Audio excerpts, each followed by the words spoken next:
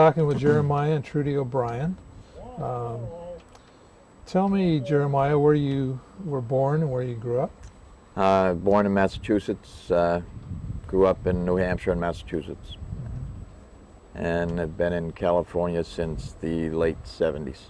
What's your birthday? 9/27/47. Okay. How about you, Trudy? I was born in Redmond, Oregon, moved to Morro Bay when I was 7. I've been here 26 years. And Jeremiah, how'd you get into fishing? I needed a job, and a good friend of mine, Randy Can, offered me a job on his boat, and I was in 1981, I believe it was, and 81 or 82, so that was it. I've been fishing ever since. This is our 3rd boat, and that time just about 20 years now. How did you end up in Morro Bay? The lady I was with at the time got a job here, so we were living in Lake Tahoe at the time. So we moved down from Lake Tahoe to Morro Bay. And that was your first experience fishing? Yes, yeah. You didn't For fish? all intents, you know, I had a boat in the East Coast, but did. the only commercial fishing we did there was a little bit of clamming. We didn't commercially fish, you know, as such. So. Was it something that was interesting to you as a youngster? Always, yeah. I fished all my life. Hunted and fished, you know. How about you, Trudy? I never thought I'd become a fisherman, actually. My dad is an avid fly fisherman and took us through mosquitoes and rivers and everything else, and I remember dropping the fishing pole just so I didn't have to do it because I could never catch anything on a river. But I started packing fish at Morro Bay Seafood. Actually, it was a gold nugget when I started, and met all the fishermen. Figured I'd try a trip. Did a black gill and black cod trip when I was 15, and at 5% made $500 in 2 days, and I was hooked. All right. And that was all it took. So you were still in high school then? Yeah. And we understand you took Sam Boyd's commercial fishing class. Yes, I did. Learned how to tie a bowline knot. Yeah. And I think we might have done a little bit of welding in there, and he pretty much talked about all of his fishing stories. Oh, I see. It was an interesting class. While we're still on that, I did want to mention that both my grandfather and great-grandfather were fishermen. Oh, they were. So my family's half the family's from Newfoundland, and the other half's from Skibbereen County, Cork, is also fishing. Did they fish commercially? Right. Well, they were whalers. Yeah. They were whalers. Oh, okay. Up until 1972, or prior? No, to that? no. They were out of business probably around 1920. Oh, I see. Area. They were from Newfoundland, and fishing was all there is in Newfoundland. So Yeah. everybody fished. So they were worked immigrants. in related industry. Immigrants to the United States. Yeah. And did they fish when they came to the U.S.? No. My grandfather became an engineer with the Sturtevant Company, which is now Westinghouse. He was a tool and die maker, an engineer. But that was the end of his fishing when they quit the whales. There was still whaling going on, but when they quit them, that was the end of the fishing for him. So. I see. And you fished a lot of different gear types in your experience. Can you tell us about the different types you've been involved with? Well, let's see. We first started fishing salmon. We continue that today, and then we did some rock cod fishing years ago with Bill, right here, who still fishes with us today. I fished with him then, before I had a boat, and we fished rock cod with long lines, and it's called Portuguese gears, up and down lines as opposed to across the bottom. And then, let's see, we fished gill nets. We gill netted for halibut, angel shark. We gill netted for sea bass, white sea bass. Then we also drift net for thresher shark, for swordfish. We still do that today. We still fish swordfish and thresher sharks with the drift net, and We fish albacore. That's done with hooks and lines, trolling. Right. And then, let's see, Sea urchins. dive. We participated in 2 different dive fisheries. We still dive for sea urchins today, and we dove for abalone up until 1997 when they closed commercial diving south of. Well, they closed commercial diving in the state, but there's so many. I know I'm leaving a fishery or 2 out. Well, we might get But, back to that. Well, I you think got that might have covered it. Yeah, you got into diving rather late, and so how did that work out? It worked out good late in the. It worked out all right. I mean, Well, I mean, age-wise, you came into it rather late. I mean, you didn't start out as a diver. No. I worked as a tender in the 80s for Mike Radden, and he was one of the better divers, more productive, for certainly in the at that time around. So I got to watch him. I guess I could see all the particulars, anyways. But then I guess we were put in a situation when they took away some of our halibut gill netting and so forth. I was kind of put in a situation where, well, we've got to make a career change, and the urchin diving at that time looked like it was profitable. Looked like it would make a living at it, anyways. And so He came home one day and said, "I'm going to become a diver." Yeah, that was it. to be honest with you, let's see. We bought the That was boat quick. and geared the boat up before I got in the water. So I didn't even know if I could dive. But I knew that I had already made the investment, so I was gonna. Yeah. Or I had to. I had no choice. So the investment was made, and we had to do it. We couldn't turn back then. Yeah. So Do you still have your dive boat? no, we sold the dive boat in 1996. 1996. And it's in Hawaii. Oh, it is. Yeah. And you still partner up with Randy Cann in dive urchins? Randy, who actually got me into the business to begin with back in the early 80s, he and I dive. Well, he's got a dive boat, and fortunately, I get to dive with him in the winter. You split dive? Well, we're both in the water. It depends. If we're diving real deep, then we split. Yeah. And then if we're in anything inside of 60, we're both in the water at the same time. We don't use a tender anymore. We always had a tender before, but things aren't as profitable as they used to be. So tenders were one of the corners we had to cut. Yeah. Well, since you're doing sea urchins and you have experience with abalone, how did the abalone look to you? The abalone right now in all of the areas that we were diving when we quit look really good. There's some tremendous short beds, and it's pretty encouraging, although I know we'll never get it back. I'd like to think we would, but I know I won't in my lifetime. Yeah. Probably. But, and why is that? Why do you feel that strongly? Well, there's a couple of reasons, and I don't want to. It's going to seem sarcastic, I guess, but once the government takes something away, they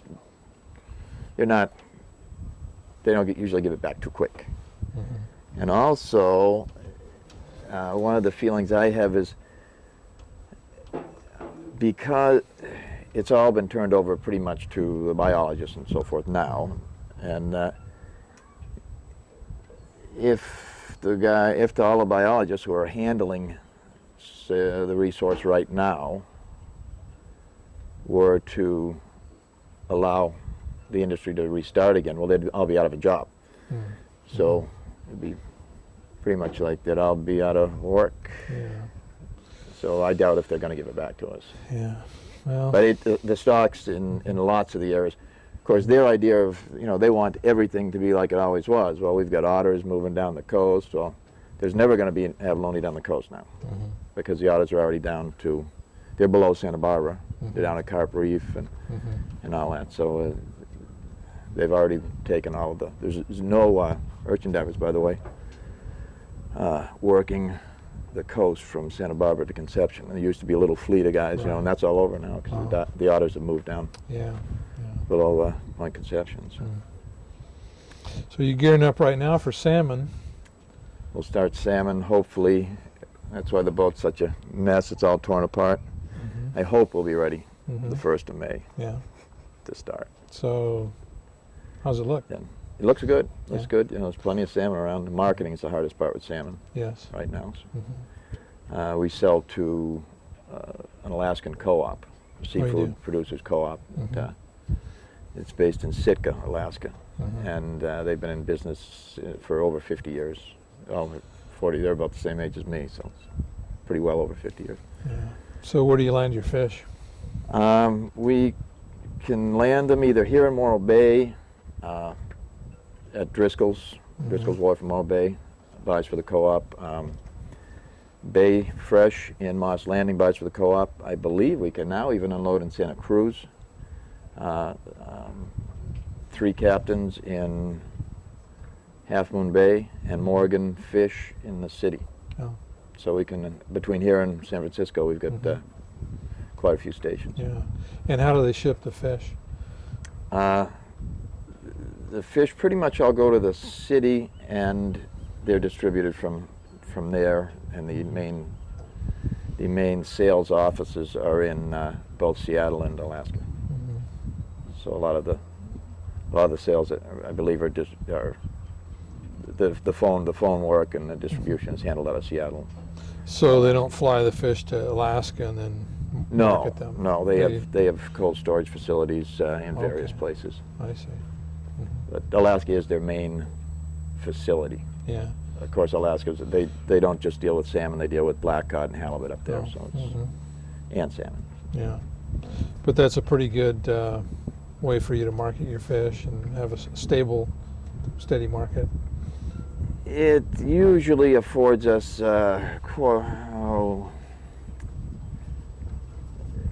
anywhere from 25 to 40 cents, say, over the dock price. Oh. But we have to wait up to, we have 3 installments we get paid on, so it's you don't get all your money for a year. Oh. But it's, you know, the percentages work out. And you, above all, you feel like you're getting a more fairer price for the product. As you know, nowadays, last year we shared out at $1.97 a pound for the salmon, and 20 years ago we got $3 a pound. So we're always struggling to get some kind of a price, any kind of a price, you know. And the conditions, you know, there's so much farm salmon on the market that it's difficult to market wild salmon. Yeah, it's very competitive, isn't it?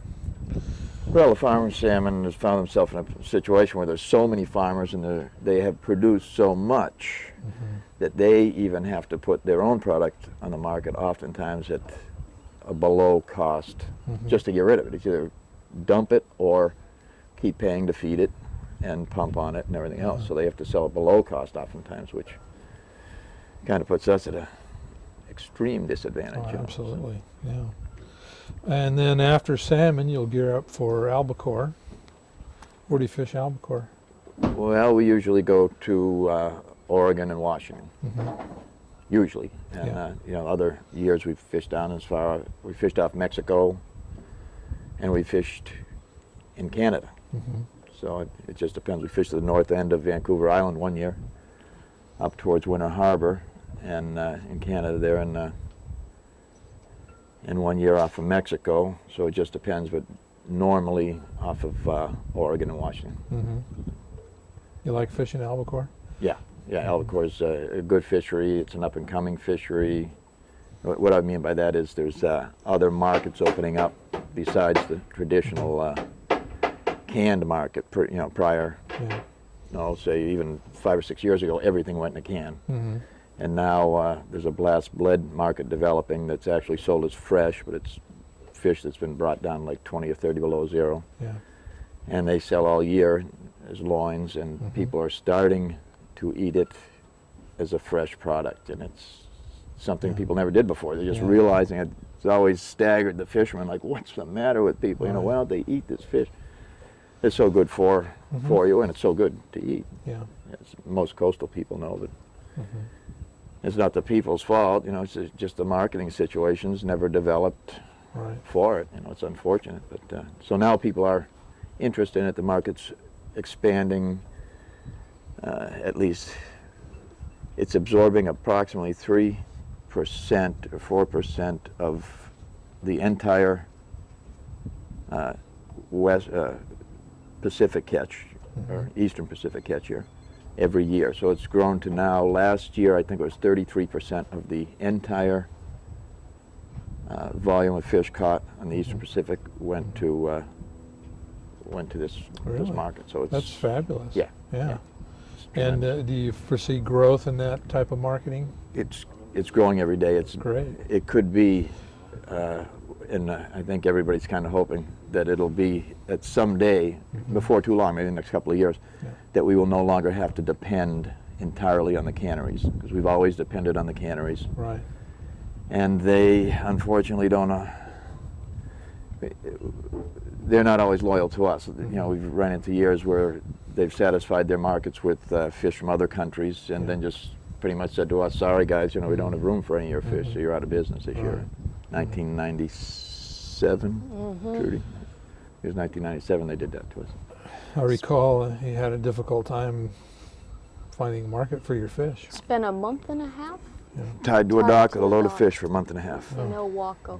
There was 13 million pounds of fish on the Columbia River alone that we couldn't move. Yeah. And it was kind of just, it was one of those things that just happened. Everybody was out at sea, and the canneries all said, "Hey, we're not going to buy fish anymore," and everybody was stuck with a boatload of fish. Yeah. So the government stepped in eventually, and actually Spain bailed us out. Spain bought a tremendous amount of the fish, and that's another market that's developing well, is the European market. Oh, good. Spain and France. As a matter of fact, last year we sold all of the fish that we caught last year, 50 tons, to Spain and France. I think one load went to France, all the rest of it went to Spain. Oh, terrific. So they've been another big help to us. So it's a developing fishery. There's the stocks are in tremendous shape, the best shape they've been in many, many years. And the markets are developing along with it. So. I'm hearing rumors of environmental concerns about albacore and talk about quotas. What do you think about that? Are the stocks pretty healthy? Stocks are tremendous, and there is rumblings in that direction. As a matter of fact, we talked in November to a lady who heads up that project, Rebecca Lent, her name is, a doctor, Rebecca Lent, and she heads up that project for National Marine Fisheries. And it's hard to say where that's going right now, because there's a lot of countries that did not sign on. Russia, no, Japan hasn't signed on. The Korea haven't signed on. There was 3 or 4 countries, they're major players in the albacore industry. And if they don't sign on, there could be a time when the U.S. could determine, well, we're going to cut you guys back, and these guys would be going wide open, and there would be a lot of inequity. So I don't know. I don't think anybody knows right now. All the governments are kicking around the question of limited entries in the albacore industry, and so the stocks are in great shape. Yeah. Stocks are in fine shape. Most fishermen don't see any reason to have a limited entry. There hasn't ever been any in the past, and the stocks are doing nothing but improving. So we don't have a problem there. Yeah.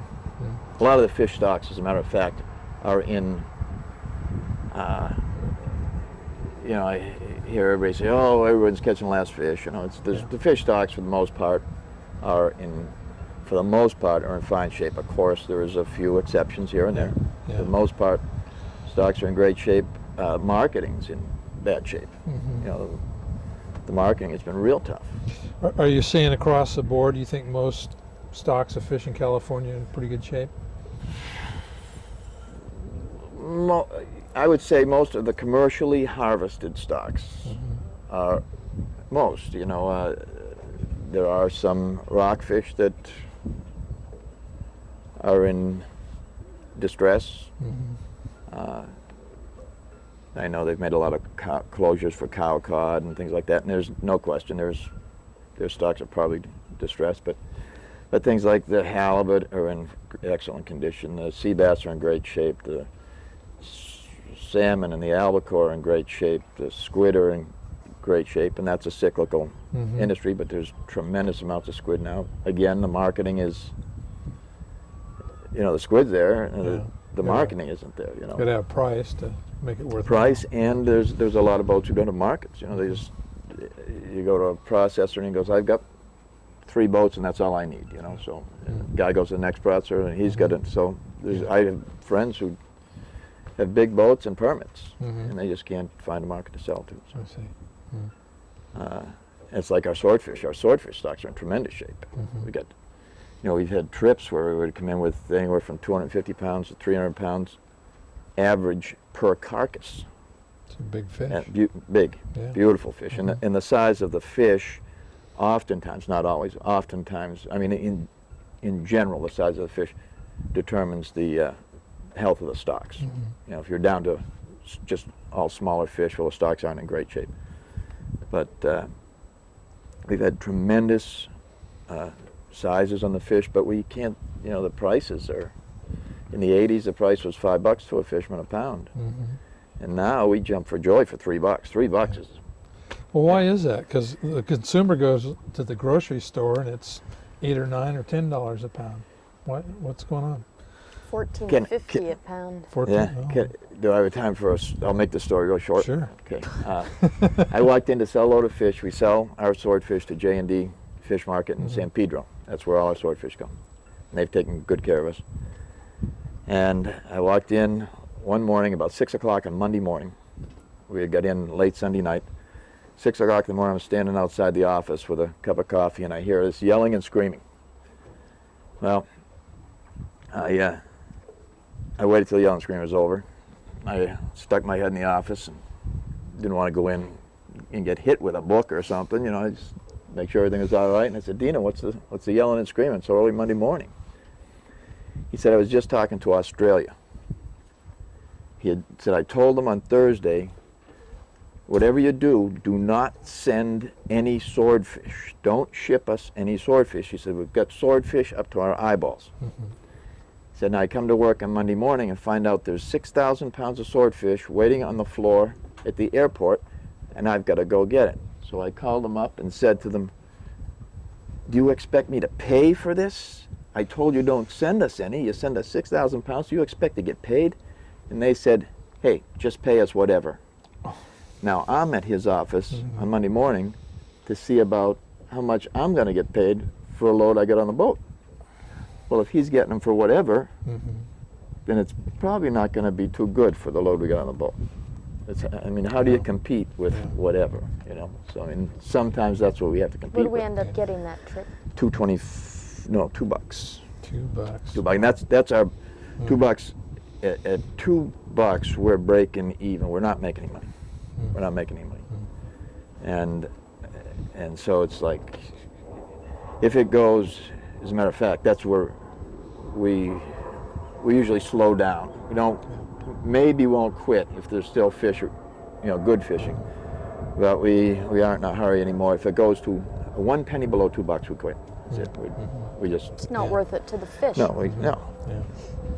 I see you have cleats on the deck here for, assume your net drum. Yeah. What time of year do you fish for swordfish? Well, we start late. We start in October. Last year, actually, we didn't even participate last year. We usually start in October, and we'll fish generally till Christmas. The season actually starts August 15th, but we're fishing albacore then. Yeah. So, and we really like to fish. We like all the fisheries. We like to fish swordfish too. But so what's happening with drift gill netting now? It changes there too? well, that's the swordfish. Right. So that they're there has been a lot of changes, but it's looking pretty good right now, at least for the time being here. Yeah. That's good. We've got our fingers crossed. Yeah. How about you, Trudy? You've got some changes going back to school? Yeah, actually this is my second year off the boat. I fished commercially for 17 years. Jeremiah and I did it for 14 years, and after tearing all the ligaments in my neck more than once, it finally told me it was time to get off the boat. So I'm going back to school. I'm studying to be a court reporter, and I'm going to move to San Jose for a couple years in August. And that's the plan right now. So I never thought I'd quit fishing. I love it more than anything besides, I mean, we were together 24 hours a day, 7 days a week, and now it's pretty tough when he leaves, but this is just, everything happens for a reason, so. Yeah. Well, it's good to have a plan. Yeah. Backup. Yeah.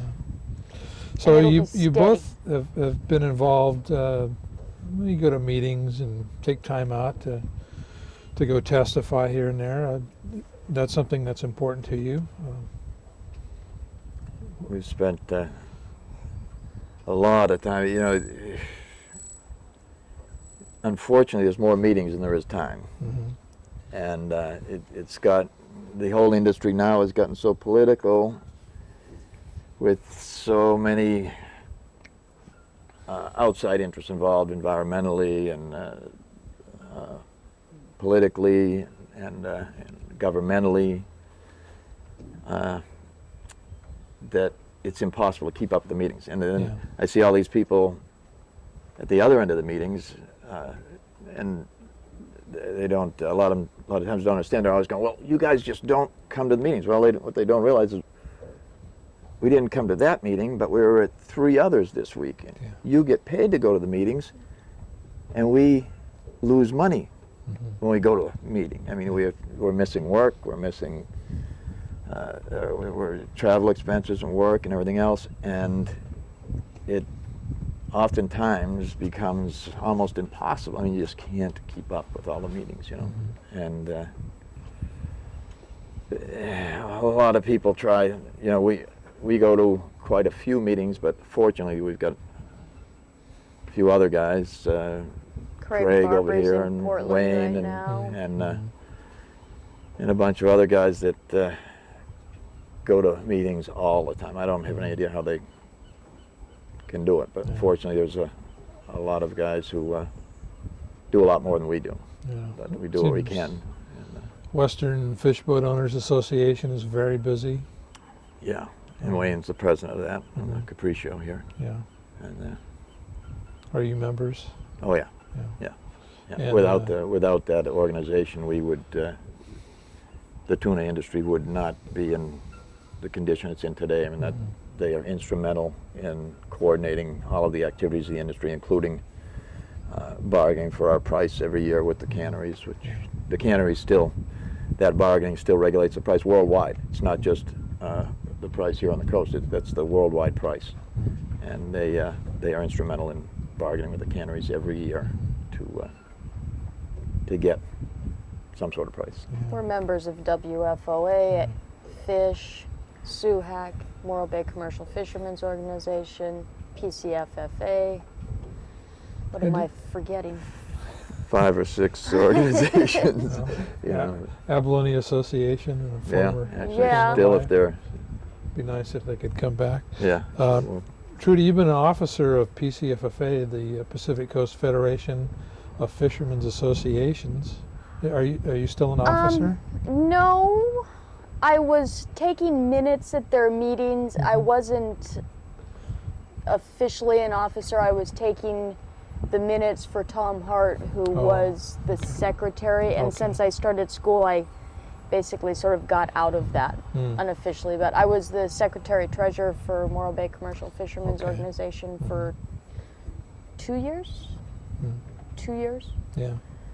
And I enjoyed that. I had fun with it. And you're active every year in the Harbor Festival. Yes. I do the picture board with photographs of fishermen and women on the ocean, and there tend to be more women on the board than men, but I put it together. So that's the reason for that. That's fine. Yeah. Um, And that's always a really good thing. The Harbor Festival last year, Martin did a tremendous job with bringing it back to what it's all about. It turned out really, really good. good. Yeah. And it looks like it's going to get better and better. Mm-hmm. Hopefully he's still doing it. Or is good. Yeah, he did a great job. Mm-hmm. Let me ask you a question about the women working in the industry. You started when you were 15, Mm-hmm. and I just wonder if you could remember or talk about what did it feel like, and you must have been really encouraged by the guys that you knew to open up a space for you. How did that happen? It was difficult. The first boat I worked on, I won't mention any names, but after the trip was over, I had gotten 5%, and one of the fellow crewmen came up to me and said, "I just wanted to let you know I got paid 10%, reason being you're a girl." So I quit that boat immediately. But the first boat I got onto was through a roommate of mine who was a fisherman, and Jeremiah and I were not together at that time, but Jeremiah, Randy, Can, probably about 7 or 8 guys all rallied around me, and though the guy I was fishing with was not in their radio group, so to speak, they made radio contact every single day just to say hello, how are you doing, you know. So I had a really good group of guys who pretty much watched out for me. When I first started, there were a handful of females, if that. I was really amazed when we started doing salmon and albacore with this boat 6 years ago, how many couples there are doing salmon and albacore, because I felt like I was all alone back then. But I had a good support group. The guys watched out, and I do believe there were a few bets made on if I would make the salmon season, the first salmon season I did. And I cried when I got off the boat. I didn't want it to be over, but I'm not quite sure who won or lost those bets.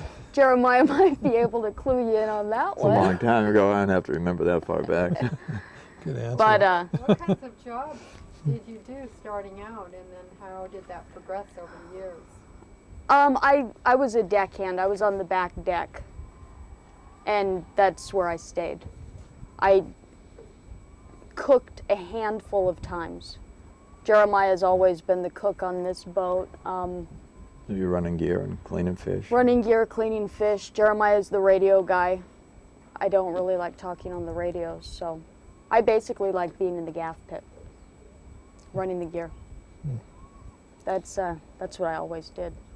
So on that second vessel that you were on, how many crew were on there? How many deckhands? Just myself and the captain. And he was a really good guy. I got real lucky with who I went fishing with. And actually, that one salmon season, and then I got together with Jeremiah, so I got a good captain. It lucked out. Okey-dokey.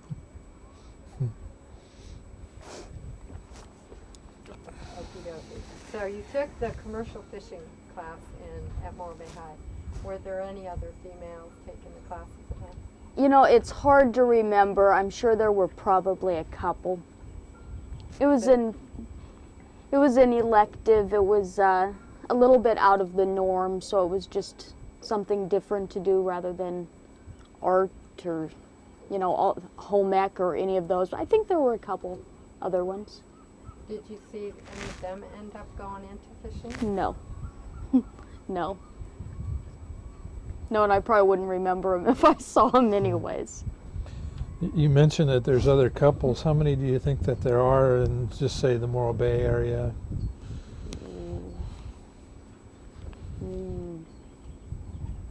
15? Couples? Think there's that many? Tom and Barbara, Wayne and Diane, Craig and Marlise, Tom and Diane. Oh, no. 6 or 7, I guess. 6 or 7, yeah. Yeah, I think it's really a nice thing. I know how hard the work is, and to share that load. It's pretty good. In the albacore industry, as you go up and down the coast, there's many more in the albacore industry. A lot of them with the bigger boats. You know, they'll spend most of the whole year on the boat. They go to Samoa and Hawaii and Midway and pretty much around the world. And A lot of families on albacore boats. Small Right. Fathers kids, and yeah. sons. And moms kids. and kids and yeah. Yeah, I did that when I was a little baby. Got pictures of my dad's boat with my diapers flying from the lines. You know, it's amazing. A few years ago, you were in a television commercial. How'd you end up doing that? It was Gloucester, Massachusetts, with Morro Rock in the background. Tell us about we that. actually made 2 commercials. Well, that was for Sizzler, and then we did one for Schlitz Malt Liquor. Oh, okay. And the Schlitz Malt Liquor is still in a can someplace. They never aired that one. And the Sizzler one, they did air. Unfortunately, didn't use the name of Morro Bay. They made up their own town. But that was just, I don't even know how I think we were just happened to be on the dock, and these guys walked down the dock and were looking for a couple of fishermen. We happened to be on the dock. They were walking, so it was just That was it. be in the right place at the right time, I Yeah. guess. Oh, I thought they were great fun. I remember seeing it a couple times. Yeah, If you well, looked really fast, you could see Jeremiah. yeah. Actually, Billy was running. Our boat was also in it, and Billy, who I thought he was here, kind of wanted to introduce him because we've been working together for 20 years. He was running the boat while I was walking up and down a hill over in Morro Bay here with my buddy's dog and a fishing pole over my shoulder. I walked up and down that hill about 200 times, perhaps. And I was in it for a blink of an eye. If you blinked, you missed the whole thing. So. Did you get more than a steak dinner out of the Oh deal? yeah. They paid us pretty well Yeah. for the efforts. I usually like to ask people what's the strangest thing they've seen. I think you kind of had a top 10, didn't you? Well, you know, Don't list all of there's them. you see a lot of things that people don't normally see, you know. And you know, a couple of the things were a jet plane in 80 feet of water on the bottom, of course. And we were diving into San Clemente Island, and the tail section was under the plane. Under the boat. Under the boat, thanks, Drew. And when I came up, I mentioned it to Trudy. I said, you know, there's a tail section of the plane right under the boat. I said, I've got a feeling the rest of the plane's probably close by. You know? And ran into the controls and cockpit. If I remember correctly, he might have brought some Oh, I pieces did. of We the still have a piece of that up plane at onto the the house boat. right now. We've got a piece of that plane at home. They got moved from corner to corner to corner She by made the me throw the tender. biggest piece of waves rolling around the deck.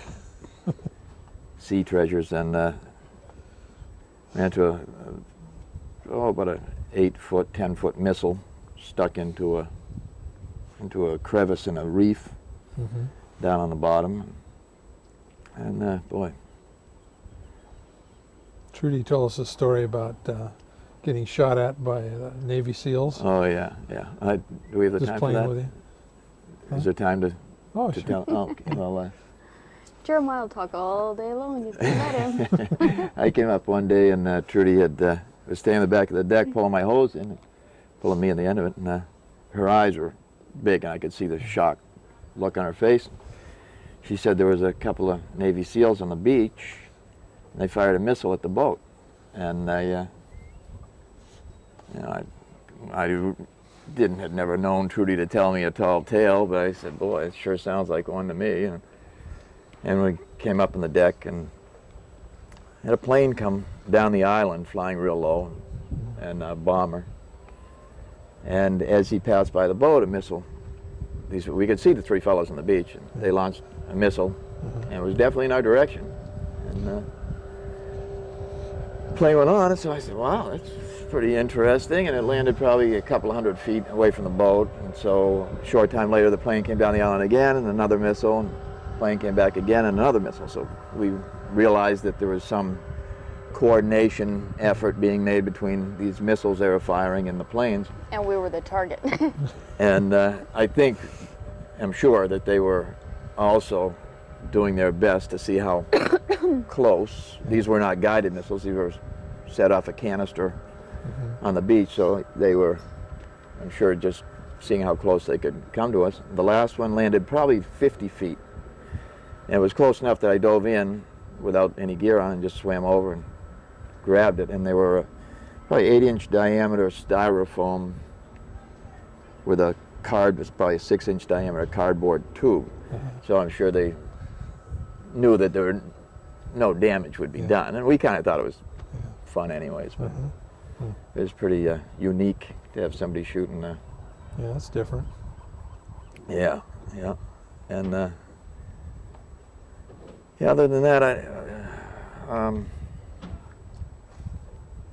have had unfortunate situations, unusual things, where we had a call one day on the radio. We heard a call from a friend to the Coast Guard, and he was his boat was going down, and that was up here at Salmon Cone. We were just north of there, and luckily we were able to get to him. The boat was already sunk when we got there. The rigging was still above water, but the boat was Richard Brown. under, and we were able to get Richard and his dog out of the water. That was he's a good unusual. friend. Yeah. Nice boat too. Beautiful boat. It was a nice boat, Pea soup fog. We heard him on the radio, and he said he was 10 miles away. We were running down. We were up above him, and we were running down to where he said he was, and it was just absolute pea soup fog. And I looked. Trudy We spotted saw him on the radar too, and Jeremiah said, "Oh no, he's still 5 miles away. That couldn't be him." And I looked out the side window, and I don't know if the fog lifted or, I mean, my eyes are not great. But I looked out the window and I said, "Jeremiah, all I see is poles. If that's not Richard, it's someone else in trouble." Yeah. Wow. It was an awful sight to see a boat going down, and boy, it went down. Pretty lucky for him, wasn't it? Yeah. Unfortunately, he passed away not too long after he lost his boat. Yeah, I don't think he was ever really the same after that. No, that was it. He was my neighbor. Oh, that's right. That's right. Yeah. Miss him. Anything else you want to add to this story? No, just that I have to apologize for the boat being in such terrible condition. We're just in the process, of course, just getting ready for a season, so everything gets ripped apart, and then we keep our fingers crossed that it all comes back together the last week or two, and it's nice and shiny and looks good for the opening of the season. You know, the Maritime Museum was looking for a model to put in the diorama, you know, like somebody to stuff and stick in a corner and say, "This is what a fisherman looked like." Well, they've- we'll be available for stuffing anytime now. It won't be too far in the future. Jeremiah, that's not the funny. endangered species. I was going to ask you, since you're, you know, it's clear that the boat is going through its annual maintenance. What kind of effort and time does it take to keep the boat in really good working order, and the safety aspect of it, and how much time during the year do you take out for that? You know, Are you going to answer that, or are you going to let the painter answer that? Trudy handles the painting, but the maintenance is just ongoing. You never ever stop. Of course, you're doing something all through in the course of the day. You're repairing and making and fixing and building, and it's continuous. At night, you know, we lose sleep at night doing things. And it's apparently a labor of love, because I can't think of any other reason to do it. But and then, you know, we have an annual haul out, and we'll probably haul the boat out in between Salmon and Albacore. I'd like to do it earlier, but because we have this other project replacing the steering right now, and I would like to have done it now, but we'll do it probably in 6 or 8 weeks from now. And that's every year. We haul a boat every year, and We have to have the life raft repacked every year. That's about $500 to $800 a year. That's a Coast Guard thing. The flares, the survival suits, we go through all of that every year. Make sure it's all up to date.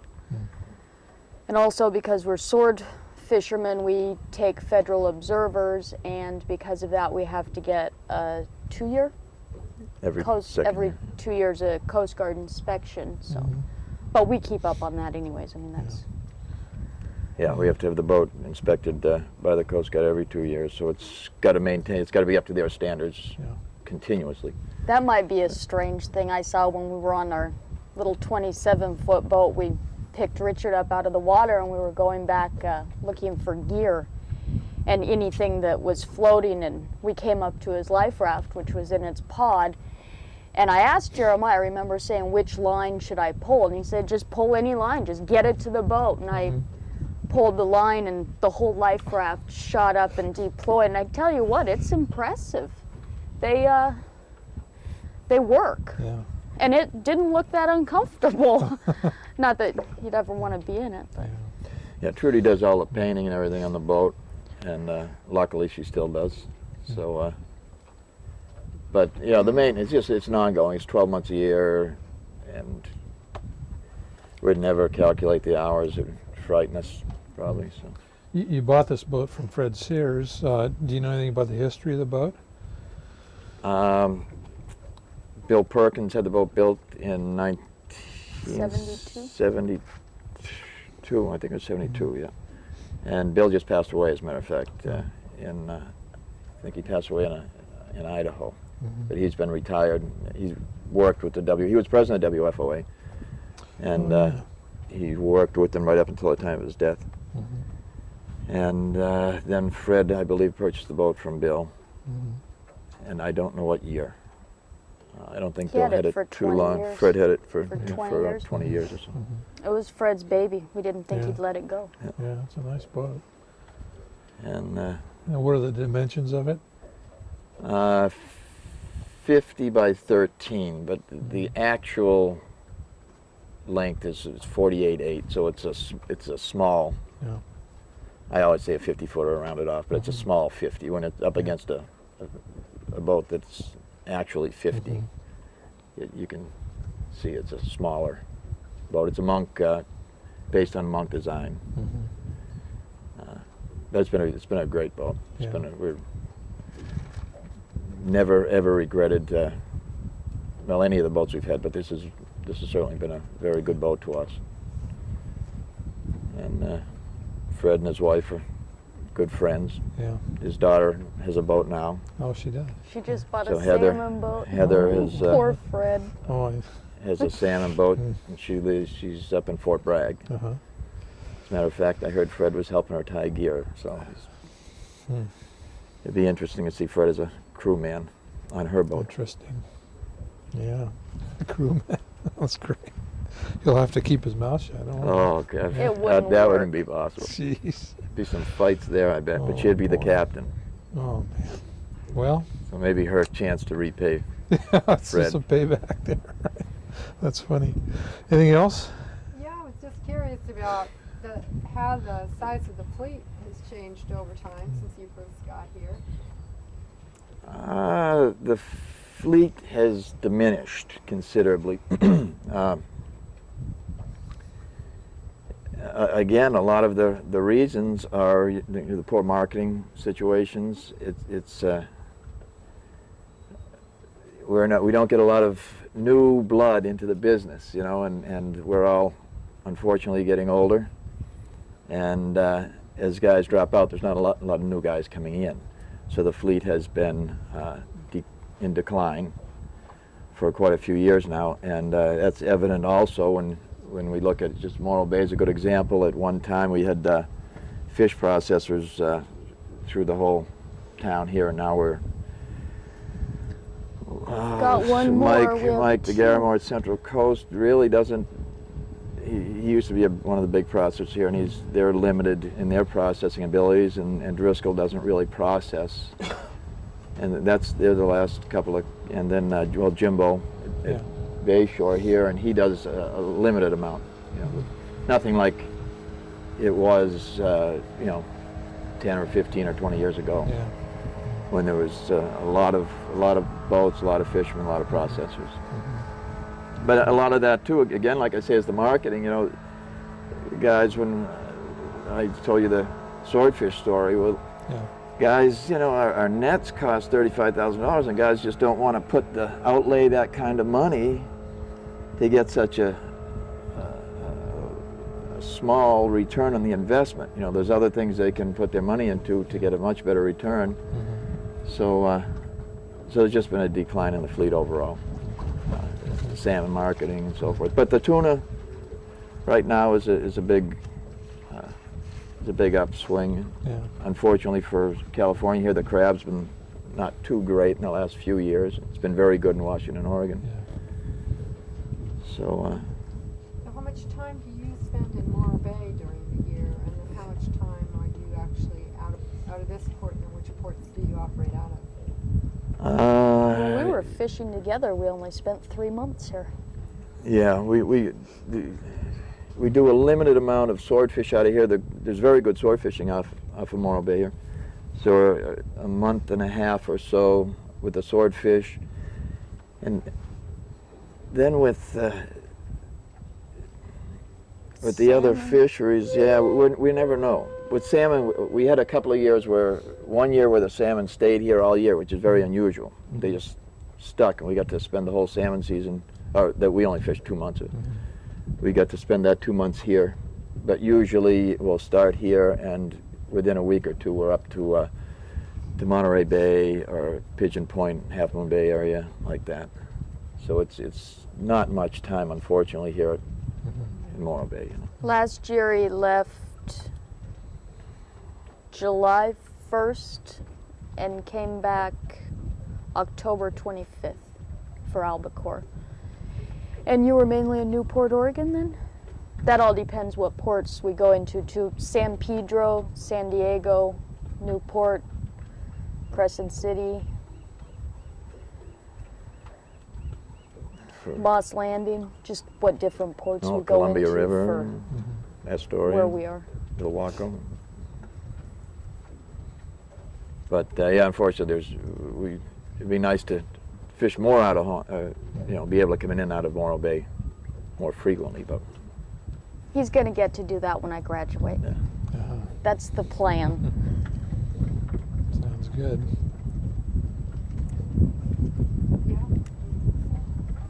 Anything you want to add?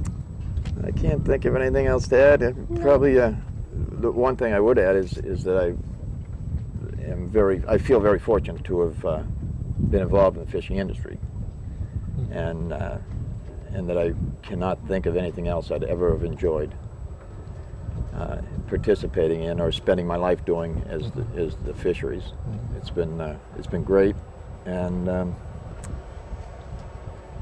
I can't even imagine doing anything else.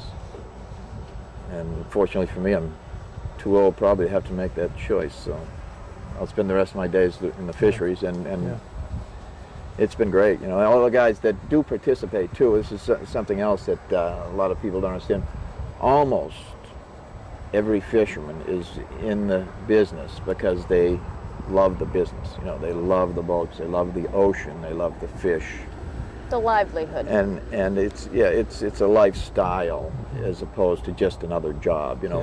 When we hear of, I don't countless numbers of people in other professions that we talk to are always saying, well, they're looking forward to retirement. I hear it, especially at my age, of course. Hear other people my age either retired or looking for. I've got 2 years left, or I've got 6 months left. And most fishermen retirement isn't something they oftentimes don't even think about, because we'd just rather be fishing. My next door neighbor had asked me one time, he's retired, when I thought I was going to retire, and I said, well, if I retire, I'm going to go fishing. So, what's the sense?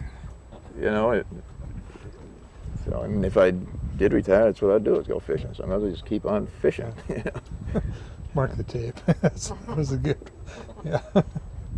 Excellent. So I guess the point I was trying to make, though, was fishermen in it because they really love the fish and they love the ocean, and they have a lot of feeling for the ocean. They take care of the ocean.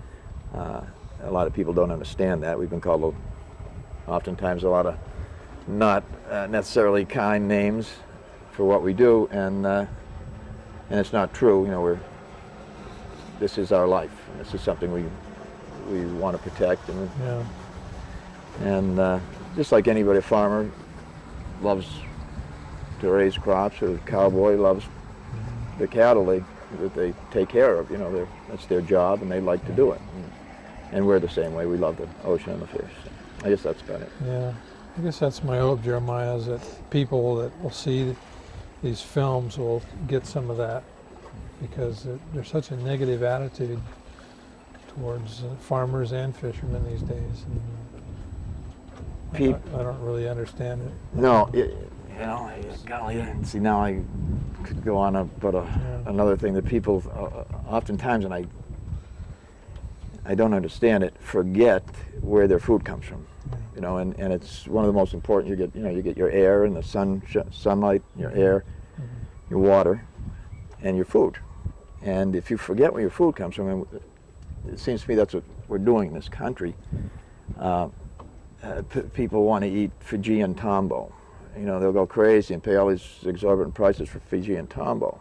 Fijian tambo is albacore. You catch it right here, and we get $1,400 a ton for it. Fijian tambo goes for, well, who knows, whatever. It's very expensive in a restaurant and the stores. It's albacore. It just swam by their island on their way here. They got it there, and they sell it for a fortune. When it comes here, we give it away. It's better marketing. Apparently, but you know, people forget where their food comes from. I see Safeway just signed a big contract with New Zealand. All of their lambs come from New Zealand. Poor ranchers here can't raise a sheep. They can't raise it and make a dime. They're going belly up. And you know, it's just, if we lose our food producers, and as the fishermen go away, like I said, there's no young guys coming up. So we will be dependent for our food on these other countries. Well, that's all well and good until those other countries run into hardship in their country, whether it's political, whether it's environmental, whether they have to feed their own people. When they have to feed their own people, I say, hey, sorry, we're taking care of our own. Where are we going to get our food then? You know, so we've got to stay self-sufficient. I think one of the things that kept the United States of America as strong and healthy as it is we've always been able to feed our people. The people, everybody in America eats good. Yeah. You know, probably more, I don't think there's another country in the world where, look at our grocery stores, vegetables, fruit, meat, and we've got to keep that. We've got to keep America producing food for Americans. You know, that's curiously, though, that may be part of the problem. We're so well fed that we have time to, you know, or some folks do have time to meddle in areas where they have no expertise, and right, no real knowledge. I think it's exactly it. Yeah, and they target individuals. I mean, the products that you provide, salmon and albacore, are very reasonable as far as a protein source. If you're buying it local, price is darn reasonable. I know we have to give it away, so it's Well, you know, and we I'll don't try mind. and buy it off of boats, because I don't mind paying a little extra. Boy, if you come down and buy it off the boat, you get it darn cheap. Yeah, Yeah, and you make a little more. I mean, yeah, or your fellows do. I mean, yeah, we'll so, make an extra 25 cents a pound or something, yeah, and that's a good way to get Sure. it. Unfortunately, I wish we could. We don't always have the time to do that ourselves, but that is definitely available to people, and a lot of people do sell off the boat. Yeah, well, I support it as much as I can. Yeah, good deal. Well, Happy? Thank you for bringing that last part of your views out on fish being food, because I think that, you know, unfortunately, in the political process right now, in terms of looking at how we are dealing with some of the environmental issues that also overlap on the fishing, and overlooking this dependence that may be growing and growing toward these other foreign fisheries that are not necessarily solving environmental problems. You know, when you look at how the fisheries are being operated. Do you know, around the just Pacific. just to give just to add one thing to that. One small and, point. Well, I didn't even That's fine. realize it was Go still ahead. on, but you know, when the environmental issues come down on us and particular methods we use to catch a fish or whatever, a lot of times if we get put out of business, the other countries are taking up the slack, and they aren't. We're dealing with the government. We're dealing with the Fish and Game, the Coast Guard, and environmental groups. All very. I can't even mention all the federal groups, PCFFA, Pacific Coast Management Council, or and it just goes on and on. But in any case, what I'm trying to get to is the rules and regulations that we work under are not available. They're not, the other fishermen in other countries aren't working under the same rules.